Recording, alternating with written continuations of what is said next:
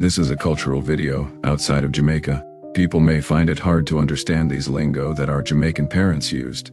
As times become more modernized, some of these sayings will become lost, some have already been. But for me and my generation, they linger as constant reminder as the force of nature our parents were in our eyes back then. So, let's get into some of them. You will hear this one when send you to shop and want you to hurry back without idling. Go to the shop, go buy these things, and they gave you a list.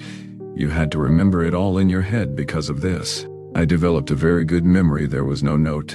You just had to remember what they tell you to buy. You remember what I told you to buy? If you say yes, the warning would follow. Go on, and no make me spit a grung and it dry up before you get back here. And you better heed the warning. If you were giving trouble or just being naive, you hear what you think. You think a so barley grow a Scotland. You're not leaving this yard till to go sit and keep your behind quiet.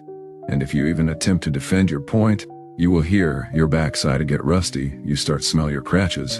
By the time they are done, you are mortified and the beating not start yet.